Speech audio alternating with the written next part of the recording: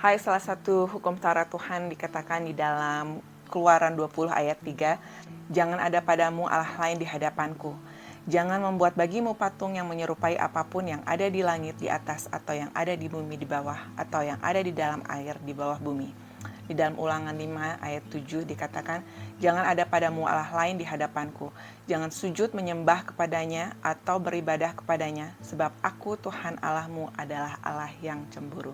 Mungkin kita berpikir kita tidak memiliki atau tidak menyembah Allah lain yang berupa patung atau berhala dalam kehidupan kita. Mungkin kita berpikir kita tidak memiliki Allah lain yang kita sembah selain Tuhan. Namun dalam firman Tuhan ini dikatakan Allah lain atau menyembah berhala.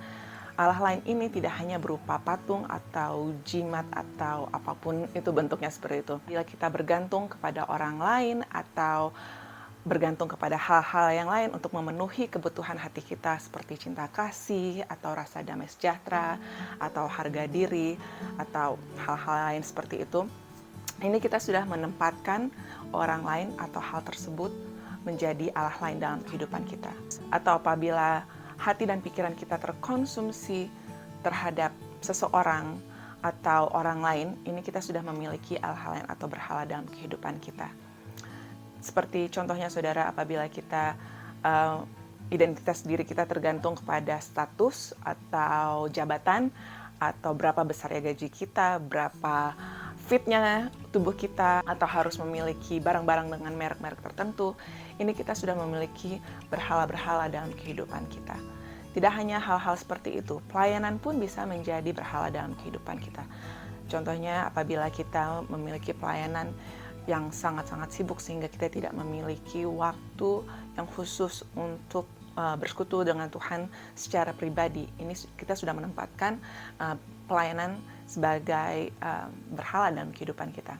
Hal lain contohnya, misalnya kita menempatkan keluarga atau anak kita atau teman-teman kita di atas posisinya Tuhan dalam kehidupan pribadi kita, kita sudah menempatkan keluarga atau anak atau teman kita sebagai berhala dalam kehidupan kita. Nah, saudara, mungkin kita tidak menyembah mereka secara khusus gitu ya. Misalnya kita tidak menyembah tas kita atau menyembah soalnya kita memikirkan bahwa penyembahan itu berupa sujud atau angkat tangan atau hal-hal lain seperti itu.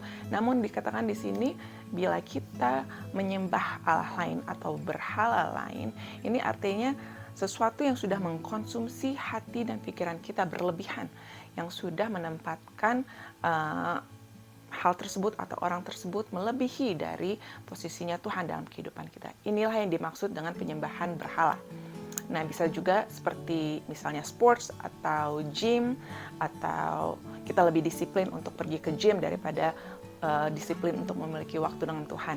Nah, itu artinya kita sudah membuat gym menjadi atau fitness sudah menjadi berhala dalam kehidupan. Dan saudara, Tuhan Yesus itu sangat setia.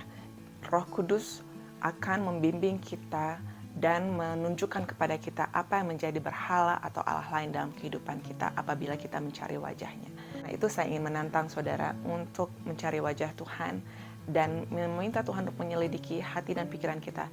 Apakah atau siapakah yang sudah menjadi berhala atau Allah lain dalam kehidupan kita? Terima kasih.